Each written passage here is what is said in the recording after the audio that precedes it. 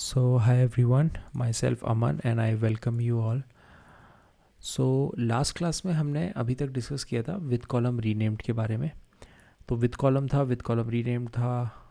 तो उसमें हमने ये देखा था कि अगर हमें अपने एग्जिस्टिंग डेटा फ्रेम में कॉलम को रीनेम करना हो तो हम विद कॉलम रीनेम्ड का यूज़ करते थे. और अगर हमें मल्टीपल कॉलम्स को रीनेम्ड करना हो तो उतनी ही बार हम विद कॉलम रीनेम्ड का यूज़ करेंगे. ठीक है.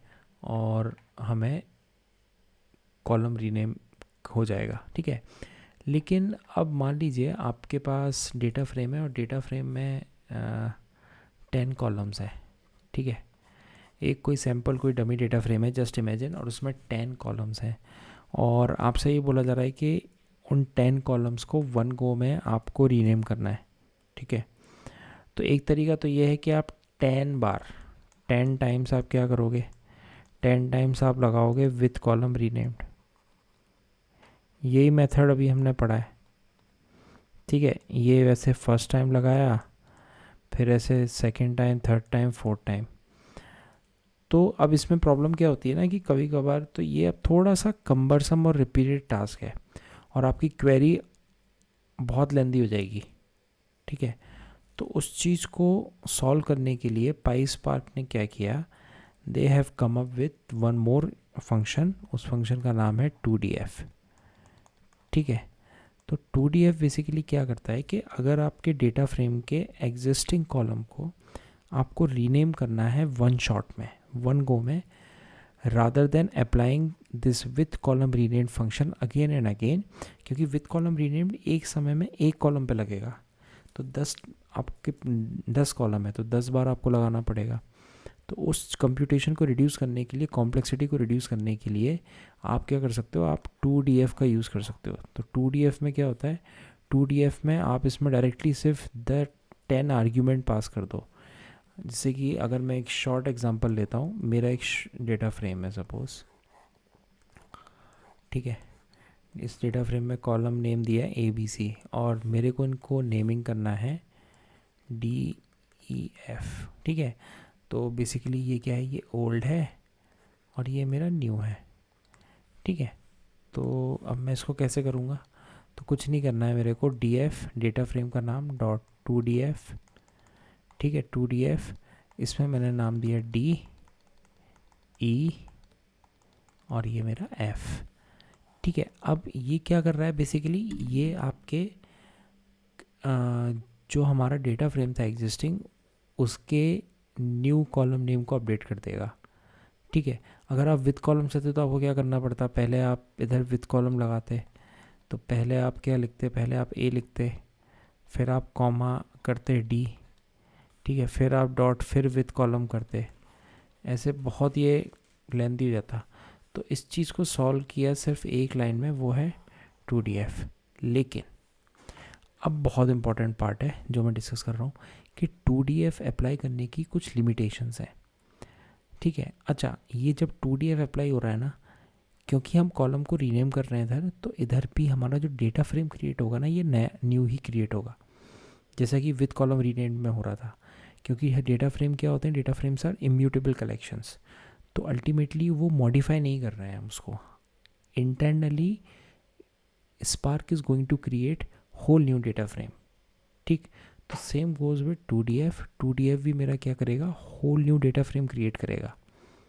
ठीक. दूसरी चीज़, 2df अप्लाई करने के लिए ये कंपलसरी है कि आपके डेटा फ्रेम में जितने नंबर ऑफ कॉलम्स हैं और उतने ही नंबर ऑफ कॉलम्स का आपको उतने ही नंबर ऑफ कॉलम्स को आपको रीनेम करना है, तो ही आप 2df अप्लाई कर सकते हो. कहने का मतलब क्या है, मान लीजिए ये मेरा एक डेटा फ्रेम दिया हुआ है, इसमें ये ABC मेरे ओल्ड कॉलम नेम थे और मेरे को क्या करना है, मेरे को सिर्फ DE को ही चेंज करना है. ठीक है. मतलब मेरे को सिर्फ A और B को कॉलम को ही रीनेम करना है, D और E. तो अगर मैं इसको ऐसे लिखता हूँ ना, अगर मैंने इसको ऐसे लिखा, कैसे लिखा, जैसे कि DF dot 2df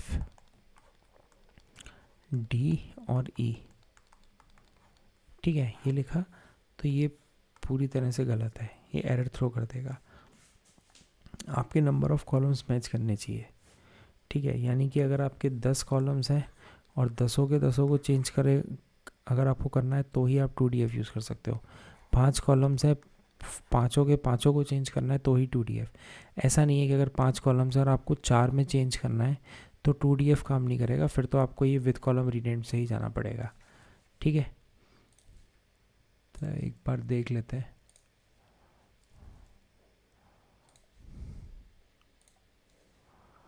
So in PySpark, 2DF method is used to convert a data frame existing columns into a new data frame with renamed column names, ठीक है, with renamed column names. It is especially useful when you want to rename multiple columns simultaneously without using with column renamed. यही हमने discuss किया था कि multiple columns को अगर हमें रीनेम करना हो वन गो में तो हम 2DF का यूज़ करेंगे। सिंटैक्स वही है, आपके डेटा फ्रेम का जो नाम .2DF और जो न्यू कॉलम नेम्स, ठीक है। अभी के केस हमने देखा था DEF न्यू कॉलम नेम्स थे, ठीक है। और ये बहुत इम्पॉर्टेंट पार्ट है अब इसका कि 2DF जो हम यूज़ करेंगे तो उसमें क्या क्या हमें बात को ध्यान रखना है। सबसे पहली बात है कि the number of new column names pass to 2DF must match the number of columns in the data frame. ये हम डिस्कस कर चुके हैं कि अगर 10 कॉलम्स होंगे तो आप 10 में ही नाम अगर चेंज करना है तो ही आप 2DF लगा पाओगे। अगर आप में 5 कॉलम नेम में चेंज करना है तो 2DF ही लगेगा, ठीक है। 2DF does not modify the original data frame, ये भी हम डिस्कस कर चुके हैं। It returns a new data frame with the updated column names. तो 2DF क्या करता है, आपका ओरिजिनल डेटा फ्रेम को मॉडिफाई नहीं करता है, वो whole new data frame create करेगा, ठीक है। This method is best used, third point, this method is best use when you want to rename all the column names at once, ठीक है। और अगर आपके पास सबसेट ऑफ द कॉलम है, सबसेट ऑफ द कॉलम्स है, मतलब अगर 5 कॉलम है, 5 में से 4 को रीनेम करना है तो आप विद कॉलम रीनेम का यूज़ कर सकते हो, या आप सेलेक्ट EXPR, इसको अभी आप छोड़ दीजिए, इसके लिए हम डेडिकेटेड वीडियो एक करेंगे। तो अभी आपने यही पढ़ा है तो आप इस पर ही फोकस करिए कि विद कॉलम रीनेम का यूज़ कर सकते हो, ठीक है। अब ज़रा एक डेटाब्रिक्स में देखते हैं इसका प्रैक्टिकल इम्प्लीमेंटेशन। तो जैसा कि आप देख रहे हो मैंने एक डमी डेटा क्रिएट किया है, ठीक है। अब इसमें ये मेरे 3 कॉलम है, नेम, एज और स्टेट। अब मेरे को चेंज करना है। अब देखिए, अब इस 3 है ना, तो 3 में मान लीजिए मैं 2 कॉलम नेम में चेंज करता हूँ। तो 2 कॉलम नेम में क्या है, नेम को फुल नेम किया, एज को मैंने ईयर्स किया, और इसको जब रन किया ना तो मेरे को एरर आ गया। एरर क्यों आया, क्योंकि हमने पढ़ा है कि 2DF जब भी हमें यूज़ करना है तो हमें ये इंश्योर करना पड़ेगा कि वो सारे कॉलम्स पे लगे, number of columns must be equal. Subset of columns पर नहीं लगा सकते हम, ठीक है। यहाँ पे हमने 2 कॉलम पर लगाया तो इसने देखिए एरर भी थ्रो किया है, the number of columns is not match. Old column names क्या थे हमारे, नेम, एज और स्टेट। न्यू कॉलम्स में हमारे 2 ही कॉलम है, तो इस केस के लिए क्या करना पड़ेगा, हमें विद कॉलम रीनेम्ड यूज़ करना पड़ेगा। और अगर हम 2DF यूज़ करते हैं तीनों कॉलम्स के ऊपर, जैसे कि नेम को फुल नेम किया, एज को ईयर्स किया और स्टेट को लोकेशन किया, तो ये अपडेट कर देगा, ठीक। तो उम्मीद करता हूँ ये आपको समझ में आया होगा। फिर से वीडियो रिवाइंड करके देखिए एंड मिलते हैं फिर अगले वीडियो में कुछ और कमांड्स और लर्निंग के साथ। Till then take care, thank you.